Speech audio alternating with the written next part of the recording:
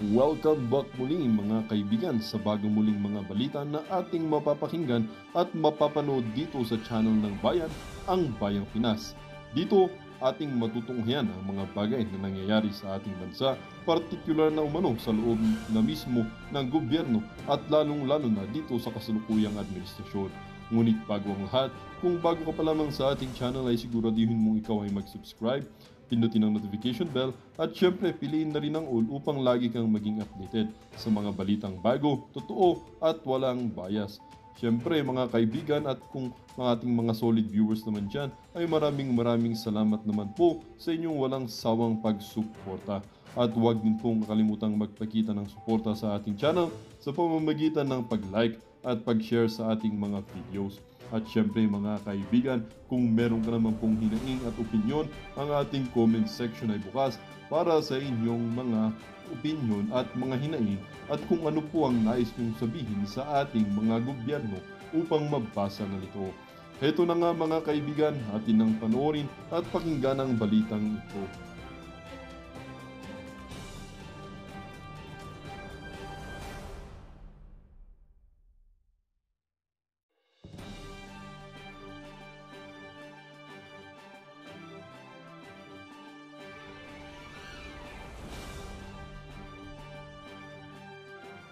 Nila kukunin yung cellphone ko if they have the evidence. Kasi normal sa case, if you have the evidence, you have to show the court that you have an evidence and arrest me. Una yung warrant of arrest, ito baligtad. Inuna nilang kunin yung cellphone ko at PC ko, personal computer ko sa bahay. They barge in at middle of the night and refuse me to have my lawyer witness sa ginawa ng mga pulis.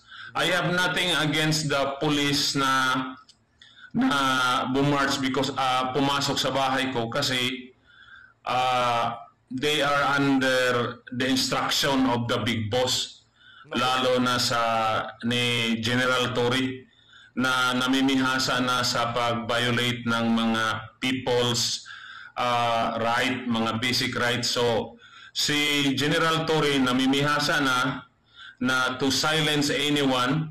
If he can silence the KOJC, which is a very powerful group, a very big group, sino ba naman si Jun Abinis? Ordinaryong tao lang tayo. Naging lead convener ako sa Cebu Maisog Rally kasi talagang pagod na ako sa kalokohan ng gobyerno natin. Pero anong ginawa nila? The night before na mag-rally, pumunta sila 12 a.m.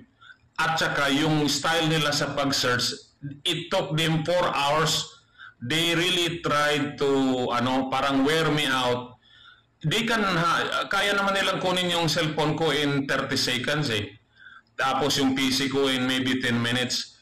But they have to probe yung cellphone ko, dina-download nila yung laman. And I think pinano nila tinatransmit nila sa Manila yung content ng cellphone ko without my authority, with my verbal disagreement. Sabi ko, that is illegal. You have no right to tamper my cellphone. Pero ginawa pa rin nila. Pumasok sila, kinuha yung cellphone ko, sinaksak sa laptop nila, dinownload yung mga laman. So basically, my cellphone was tampered. Dapat ebidensya yun eh. If I really committed a crime against General Torre na human rights violator, bakit kailangan nilang kunin yung cellphone ko, magkuha pa sila ng search warrant if they can just file directly a cyber libel against me if they have the evidence? So ang ginawa nila, they did a search warrant. They issued a search warrant in the middle of the night before the rally, knowing I was one of the core group, para lang hindi mapagbigyan ng mga Cebuano na makapag rally. Kasi yung mismong grupo ko sa lead convener puro volunteers. Tulad ngayon, hindi pa ako nakatulog kahit isang oras, kahit 30 minutes, hindi ako nakatulog. Ano ho yung experience niya? Very traumatic, no? Yung matutulog na lang kayong magpapamilya tapos susugurin kayo ng madaling araw. Para kunin yung cellphone, maghanap ng ebidensya laban dun sa isinampang kaso nitong si General Diwata o kung anong kaso pa man yan, di ba? Nakakaano ho, ibang klase ho talaga tong si Tory na to. Kailangan ho, makulong itong mama na to pagka natapos tong administrasyon na to. Yun nung pinakaunang dapat gawin ng kung sino man ang uupo sa 2028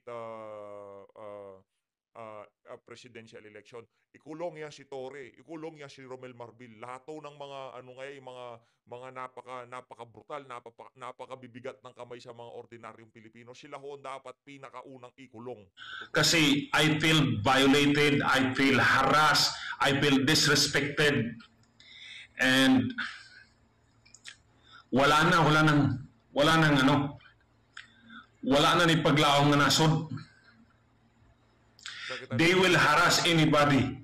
If they will harass PRRD, if they will harass Inday Sara, sino ba? Kinsa man si Juna Binis? Mga kababayan, gising ho, gising. I'm not crying dahil naawa ko sarili ko. Naawa ko sa mga Pilipino. Mas naawa nga ako kay Tatay Digong. Mismong mga pulis na tinulungan ni Tatay Digong, walang ginawa. Ang mga pulis natin, karamihan duwag. Kinsa man ang mulaban sa Pilipino.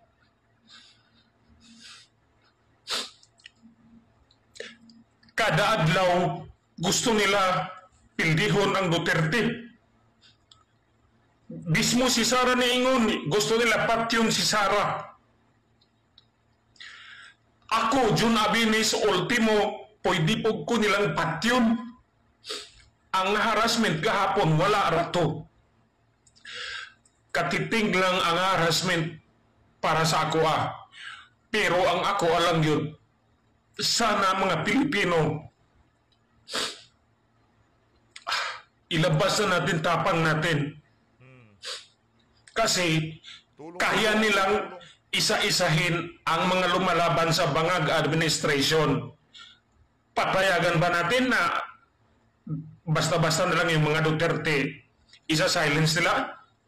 Papayag ba tayo sa mga kernel na matatapang ikukulong nila? Papayag ba tayo na ordinaryong mga vlogger ikukulong nila? I am not crying for myself. Malalaki na yung anak ko. I am crying because walang tapang ang Pilipino sa ngayon at ang PNP, military natin, parang tinitinglan lang nila yung leader na matino na si Duterte, si Inday Sara, binubuli, hinaharas, kihadre, kihadito. So, I'm just overwhelmed how crazy, how audacious, how kapal ng mukha ang administration na to. They will try to silence anybody. They will do everything to intimidate the Filipino. Rally pa lang ang ginagawa natin dito sa Cebu. Rally pa lang. Ang mga Cebuano very excited na makita nila si Digong. Because Digong is a symbol of uprightness sa leader. Digong is a symbol of integrity. We are longing for that kind of leadership. Kaya ang mga taga Cebu, masaya na pupunta si Digong. I am a volunteer. I spend my own money. Nobody is paying me to join Korma Isog. I just want to show every Filipino na magsakripisyo tayo para makita ng gobyerno nagkaisa tayo. Tapos, naawa ko kahit si Tatay Digong walang budget pupunta dito. I was told, hirap si Tatay Digong sa budget. Kahit yung rally, walang budget. Nagmamakalimos yung ang core group, kahit mga barricade lang, nagmamakalimos para lang makita ng mga tao na nagkakaisa ang mga Cebuano. Si Tatay Digong hindi nagnakaw. Gusto niyang pumunta rito pero mismo yung expense hindi niya kaya dahil hindi siya nagnakaw. Pero tingnan mo yung gobyerno natin, 4.3 trillion ubos na in 2 months. Kaya sa mga Cebuano, mga bay, magpakita ta nga nagkahiusa ta. Okay ra ko, ila kong harason ka na adlaw. Actually, wa ko Sa mga kababayan ho nating taga Cebu, paki-share ho ng video na to para mas marami hong makapanood sa mga ilalabas isisiwalat itong si Sergio Abines. mahadlok nga ila kong harason ka na adlaw. In fact, pwede gyud ko patyon ni General Torre. General Torre, duwag ka. Mukha kang pera, General Torre. Pwede mo akong mapatay, pero hindi mo ako mapapatahimik. Demonyo ka, General Torre. Mukha kang pera. Ang mga PNP, ginawa mong binaboy mo ang PNP. You can file all the case you can file against me. I don't care. You can go to my house. You can kill me. You can shoot my house. It's okay. Para makita ng mga Pilipino gaano kakademonyo. Bongbong Marcos. Wala nang utak yan si Bongbong Marcos. Tayo mga Pilipino, nag-ikot na yan sa Bacolod. Wala nang pumapansin eh. So, ang panawagan ko sa mga Cebuano, magkaisa tabay. Adnihita karon diri sa Mandawi, atong punon, atong ipakita. Peaceful lang ta, walay violence. Peaceful lang ho walang violence. Peaceful lang ho yung rally na yan. Kung malapit lang ho tayo dyan, pupunta ho tayo. Magpapakita ho tayo ng suporta dyan Magpapakita ho tayo. Kung kahapon lang ho kasi na-anunsyo to, nakita natin, no? Kung sana medyo matagal-tagal, nagpunta ho sana tayo dyan para nakapagpakita ho tayo ng suporta sa mga kababayan natin dyan sa Cebu. Kailangan ho kasi natin magtulong-tulong. Kung sa social media lang ho tayo madadaldal pagkatapos. Wala ho yan. Korta yan, korta. Expect ko nga kining harassment sa ako as lead convener, kaming tanan mga maisog nga core group nga naay mga panginabuhi nga tarong ila pong harason. Na anay mga sumpina nag-adto na sa ilang mga balay, gibalik-balikan na ilang balay og sumpina akong mga kauban. Pero wala mi magpatarog, sige lang. Ako saan ako kauban, naay sumpina, sabay na ako'y sumpina, nagbalik-balik na lang. Ang akong anak nahadlok, dalawa na ko kaanak kay namugos og sulod ang mga pulis. Daghang kayo sila just to get my cellphone. Anong sabi nila? Trabaho lang. Tito, trabaho lang yun sa mga pulis. Pero mga pulis naman, sir, wag nating hayaan na wala na musukol ani nga gobyerno. Wala nang dignidad ang Pilipino kung bababuyin tayo ng Tory na yan. Ano bang meron si Tory? Tapang lang, apog lang yan si Tory, pero walang dignidad yan. Walang respetar yan sa mga Pilipino. So, karong gabi makita ni Bongbong Marcos, ni Tambaloslos at ni Tory nga ang mga Cebuano, pro-Duterte. We love Duterte because he served the country. Every time I speak good about Duterte, sabi nila binabayaran ako ni Duterte. Now I heard. Hindi ka pa nga nakita si Duterte. Hindi ko pa nakita in person si Duterte. Pati si Sara. Mismo si Sara, hindi ko yan nakita. Ordinary citizen ako na nag-volunteer para lang magkaroon ng platform ng mga Cebuano. Yung karaban, pera namin yun mga convenor. nagbigay kami ng mga sariling pera namin. Pero anong gusto palabasin ng administration? Bayaran kami. Bayaran. Hirap na nga si Tatay Digong pang-eroplano lang sa grupo niya. Hirap na nga kami sa kahit barricade lang. Marami kaming utang matapos lang yung area ng rally. Gagawin ng lead convener kahit magkautang-utang kami para lang magkaisa ang mga Cebuano. Hindi kami pumunta sa mga may pera dyan. Hindi kami pumupunta sa politiko. Kahit magtanong ka dyan sa mga politiko, sinong hininga namin? Hindi nga namin pinapunta karami ng politiko na local eh. Kasi ayaw namin sabihin na namumulitika. Laban ng mga Pilipino to. Araw-araw may namamatay na mga bata, mga babae, mismong mga pamilya, kinakatay ng mga tatay nila dahil sobrang ng dami ng adik. Tapos sasabihin nila Marbella Torre na less of crime, 60% lower. This is my first live kasi talagang I cannot believe gaano kakapal, gaano ka-greedy, gaano kawalang niya ang administrasyon na to. At alam ko yung harassment na ginawa nila na i-raid yung bahay ko, sample lang yun. Sample lang yun sa akin. Pwede nila akong arestuhin, pwede nila akong bugbugin, pwede nila akong kidnapin. Pero alam mo yung masama sa loob ko, yung mga kasama ko. Kasi yung mga kasama ko, sabi nila, sir, di kaya tayo i-harass? Sabi ko, okay lang, una akong preso. Yun ang sabi ko kahit yung sa vlogger na 37. I'm not afraid na ikulong ako. Pero kung may masama sa loob ko,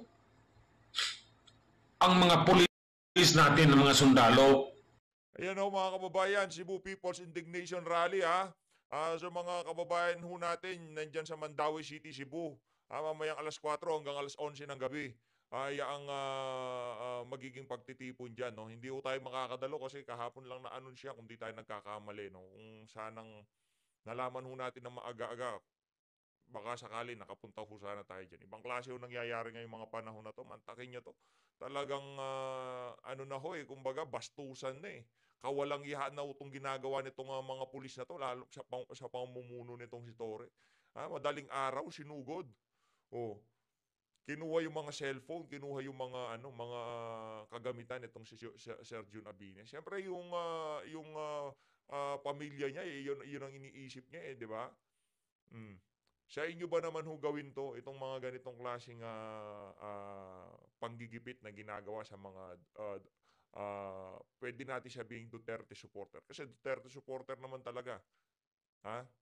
Kasi alam ho nila, lumalakas na ho ang boses ng mga kababayan nating nagsasalita laban dito sa administrasyon na to. Kaya talagang tuloy-tuloy ho ang panggigipit na ginagawa nitong mga walang yang to. Dinoble yung sweldo nyo.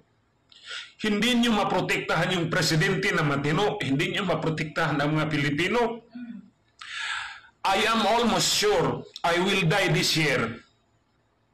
Because Bongbong administration, Marbel, and Tory are evil. They will kill people for greed. Si Tambalusos, mga kawatan na sila. But I don't care. I don't care. Pero that's ano ko lang, let's unite. Let's sacrifice. Kami sa Maisugkor, puro sakripisyo. Minsan nag-usap kami, nag-uwan battle kami ni Elmer, usap kami. Wala kaming mga pera. Yung mga sideline namin, halos wala. Wala kaming, we are not earning money in Facebook and YouTube.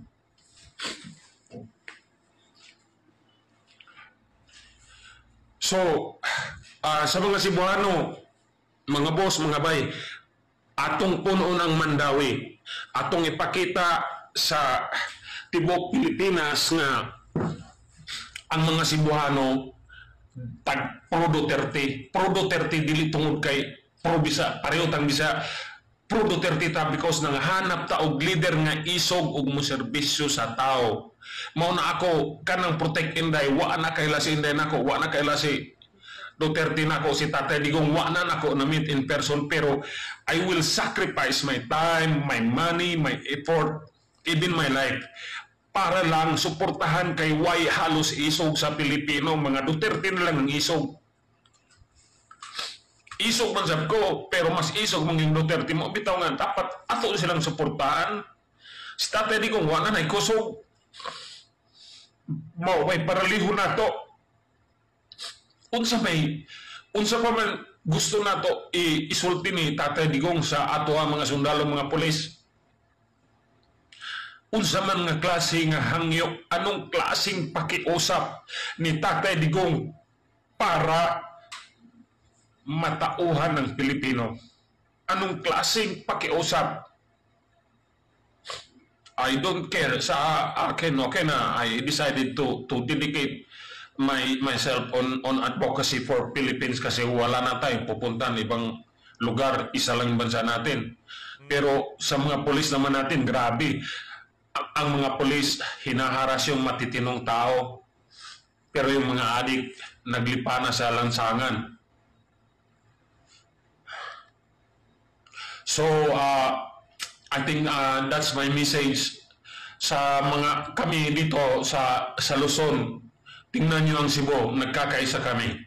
Kahit hinaharas kaming maisukorgop, it's okay. Patuloy kami. If one of us will die, that's okay. 120 million tayong Pilipino. Pwedeng pumatay si Bangag, si Tambaloslos, at si Tory. Pwede ang pumatay ng 10, pwedeng pumatay ng 100, pwedeng pumatay ng 1,000, pero 120 million tayong mga Pilipino. Payag na ako, una akong tirahin nila. Maligo na tayo. I live a full life. Hindi ako mayaman, but I have experienced life. Tama na yun sa akin. Pero ang masama sa loob ko, na parang nag-aantayan tayo, sino bang tatayo? Sino bang lalaban? Sino ba yung puprotekta? Puro na lang tayo Duterte. Puro na lang tayo Duterte. Kaya nga dito sa Cebu, nag-usap kami ng Maisog Korgop. Sabi ko, okay, let's elevate this movement. Kasi panalo tayo sa social media. Kaya nga tayo sinasilent eh. Hinaharas tayo. Pero yung social media can only do so much. The true thing that can make change is action. Kaya pupunta tayo sa kalsada. Kaya last Sunday nagkaraban tayo dito sa Cebu. At ngayon ngayon mismo I check parang umuulan. But I think Cebuano will still come. Pumunta nga si Tatay Digong kahit hindi na halos makalakad dito sa Cebu, pupunta pa rin yung matanda just to inspire us. From Mindanao to the airport to the rally. Kita mga Cebuano, dili ta makabaktas kutob Mandawi to prove ourselves nga nagkayusa ta. Ang ako ara, makita lang ko ni Tatay Digong nga isog gihapon ug makasagit ra kog Duterte. Good na ko. Makita lang kog mga Cebuano bisag 10,000, 20,000, happy na ko. Kay ngano, bahalag gamay ra basta po isog. Unsao man ang daghan pero walay klaro.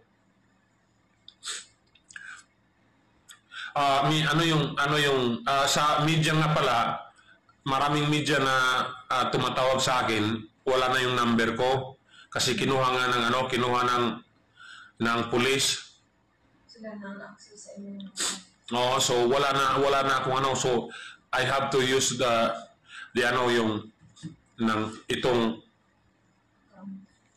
account na to.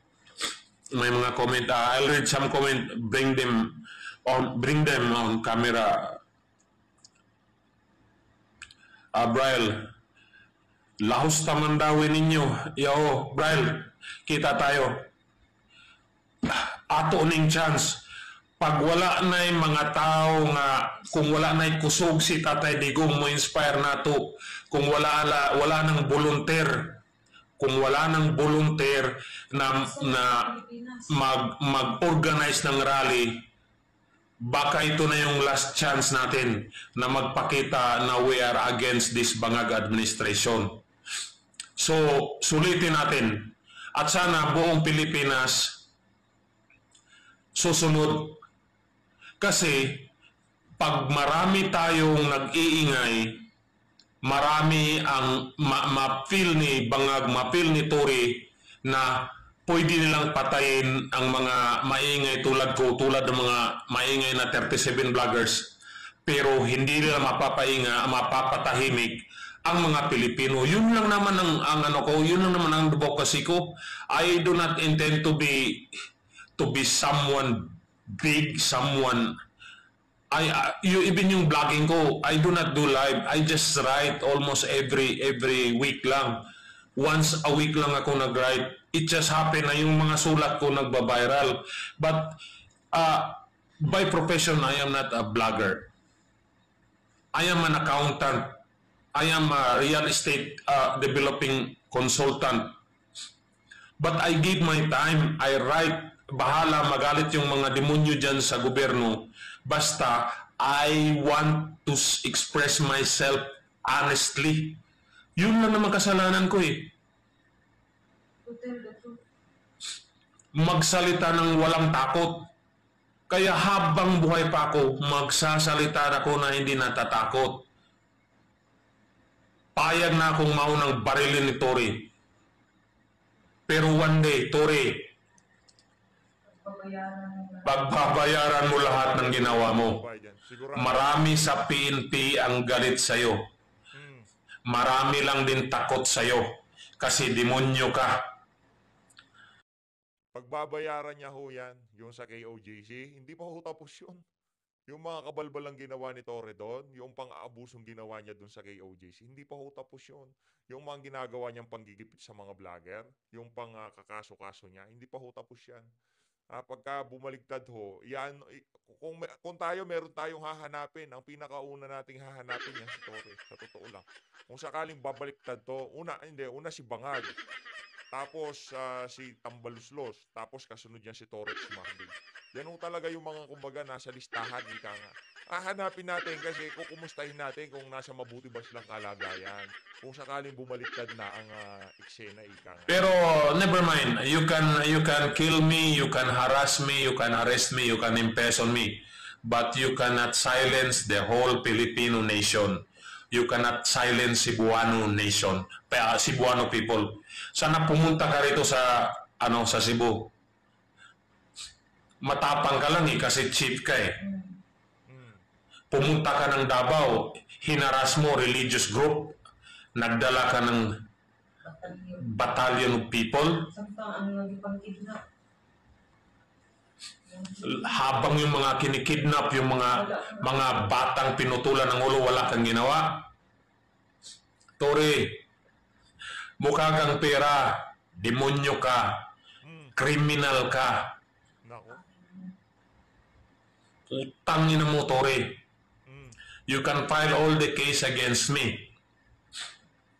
You can send your assassin. Go ahead. Alam niyo na yung bahay ko eh. Galit ho ito eh. Galit itong talagang matindi ho ang galit nitong si Sir Jun Abinis dito kay Torre. Mali nga naman ho eh, di ba? Kakasuhan nyo na pero yung haharasin nyo na sa loob pa mismo ng pamamahay niya, iba usapan na ho talaga yun. Pag ako namatay, number 1 suspect si Tory. Kasi si Tory Berdugo. Si Tory ano yan, parang asong ulol yan. Siya ang tumatrabaho sa kalaban ng bangag na administrasyon. So, payag na ako. Ilan ba yung matatapang na mga Pilipino, na mga Cebuano? Isa na ako doon. Pero isa lang. I-save mo to, i-save nyo or pag ako namatay, pag ako naging missing, si Tory ang primary suspect. Dinownload na ho natin kagad yan. Dinownload na natin. He is using the whole PNP organization to protect Bangag administration and to protect his own interest.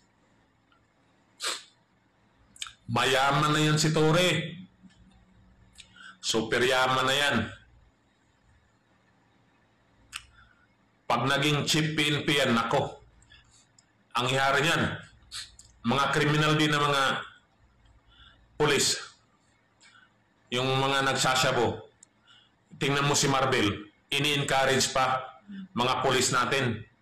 Hindi raw adik hindi raw lahat ng nagsasabo adik. Gago pa naman.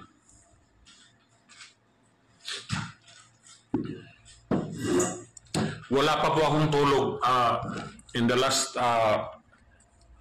magpo 48 hours na kasi kahapon the core group was very busy setting up sa lahat ng preparation sa stage, sa mga visitors, mga VIPs. At marami ding senatoriables na gustong pumunta dahil nakita ng mga senatoriables na ang mga Cebuano ay nagkakaisina. Nakita nila yung caravan, na yung 200 plus na caravan dito sa Cebu, kahit hindi gaano na-cover ng media, ay talagang very lively. Talagang the whole 4 hours na drive, Duterte.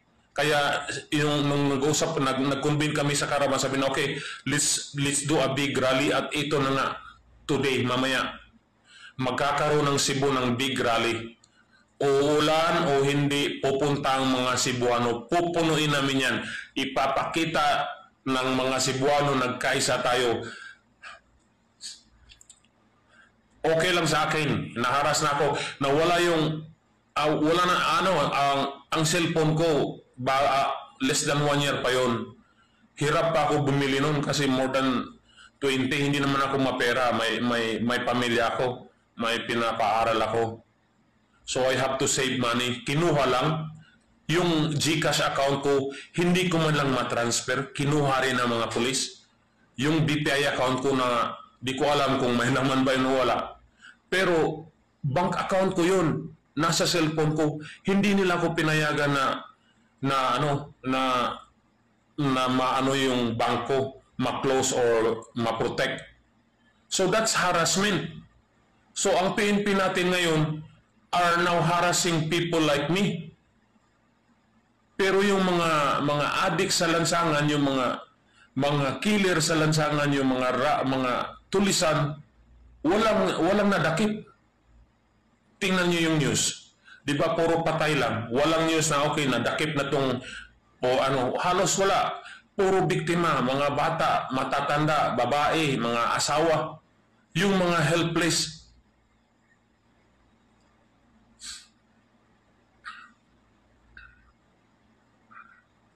So, yun lang,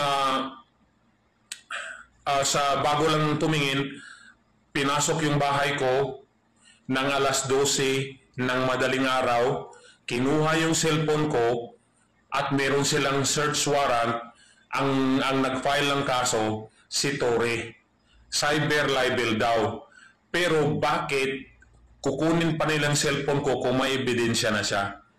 Ang alam natin sa prosecution, pag may ebidensya ka, you go to the court and file the case. Bakit pa kukunin yung cellphone ko at PC? Bakit hindi na lang siya nag-file agad at nag-ano ng warrant of arrest and show the evidence against me? Nag-fishing expedition pa si Torre against me. At isa pa, ang duda ko, he thinks I'm being financed by some narco or pogo. No way. Wala kang makukuha sa cellphone ko.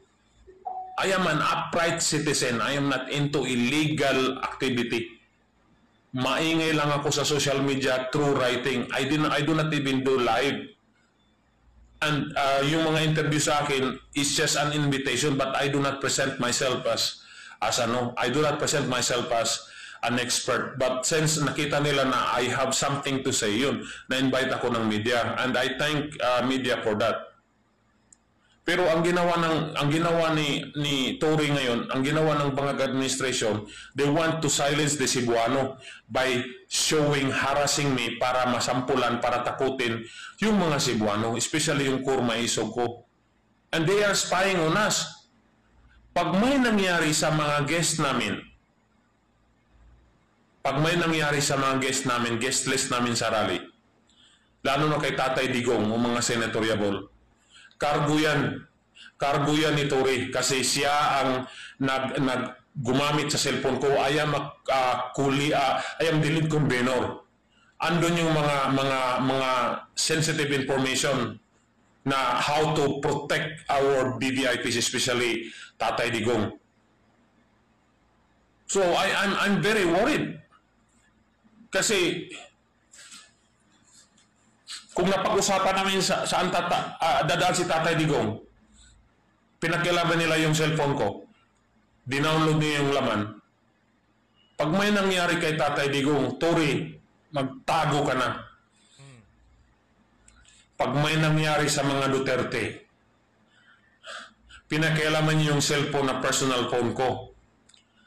Alam niyo ako ang lead convener, tiniming niyo pa na ngayon ang rally. Ginawa niyong search na 4 hours na kaya namang gawin in 30 minutes just to wear me out, just to harass me, just to show na you can do anything against me, na kayo ang makapangyarihan. Fine. Pero wag na wag niyong galawin sa Tatay Digong. Wag na wag niyong makikita niyo pag may nangyari sa mga Duterte. Kala niyo sa inyo lahat ng mga pulis, sobra kalahati dyan, pro-Duterte mga pulis. Baka kala mo, Torin, ikaw na yung may control. Hindi, nanahimik lang yung mga matitinong pulis dyan. Wala na. Pag sana yung mga matitinong pulis dyan sa PNP, military, I do not know how we will do this, pero kailangan nating bawiin ang gobyerno sa kamay ng mga bangag at mga kriminal at mga greedy tulad ni Tory, ni Tambaloslos at ni ni Bangag at ni Lisa, BBM addict. Kasi pag hindi tayo nagkaisa, it will take another 20 years tulad ng tatay nila. So I think I will do live later on. Baka marami pa kaming tatrabahuin sa site, sa rally. Tapos hindi na ako I was not able to contribute my legwork sa site. Di ko alam kung naayos na ba yung stage kasi I have to rest but I cannot sleep. So siguro this live helped me to speak what's in my heart. Tapos para pag nailabas ko yung emotion ko na nainis ako na talagang sinampulan nila akong harasin at sinampulan nilang takutin yung maisog ko at sinampulan nilang i-compromise yung security ng mga guest namin na mga senatoriables at ni Tatay Digong. Yun ang kinakasama ng loob ko. Yung nawala sa akin na cellphone, of course, wala na akong cellphone ngayon. Yung PC ko, I bought that for 40 or 50,000. Kinuha. And I'm doing consultancy only. I dedicated myself in the last several months to really support the Duterte advocacy. When I say support Duterte advocacy, it does not mean Tatay Digong or Inday lang, Inday Sara. No.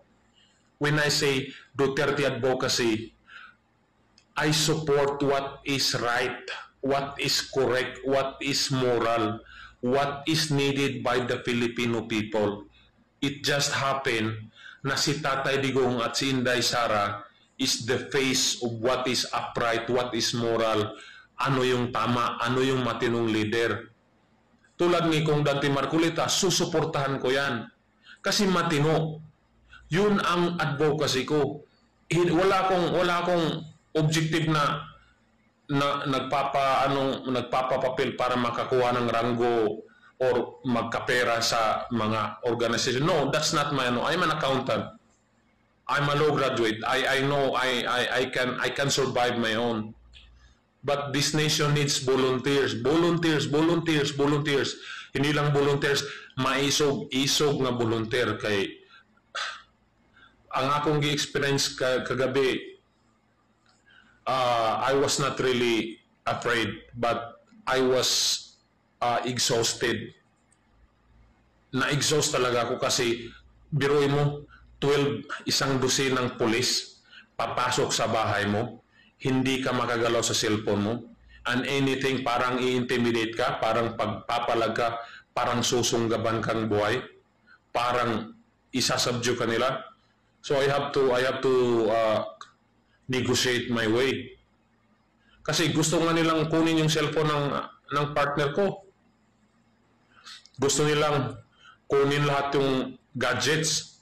Sabi ko, it's not mine. That's my partner's cellphone. Buti na pakiusapan ko yung lead. At saka I suspect the whole time na sinis nila, may mga apat na nagbibideo, and I suspect at least 2 of them are doing live. I think Tory was watching it. He must be enjoying seeing me abused, seeing me defeated kasi napasok yung bahay ko with a very questionable warrant, search warrant. Kung may kaso ka, kung may kasalanan ako, General Tory, you file the case, prove it to the court. Bakit kailangan nyo pang agawin yung cellphone ko? Bakit kailangan nyo pang kunin yung PC ko? Ibig nyo bang sabihin, lahat ng vlogger na nagsasalita, pwede nang isyuhan ng warrant, search warrant? So this is a precedence. So I warn my fellow vloggers. Tory is an evil guy. Wala tong alam sa batas eh. Nahinira lang yata to dahil sip-sip eh. Mutila ni glubot ning demonyo ha. Kini-story kita kasanaong murag na buhaya. I do not see integrity in Tory. And I warn my fellow mga vloggers. Tory will do anything to silence the Filipino because he is enjoying the power and he's enjoying the perks and the money he's getting from being the verdugo. He's the butcher.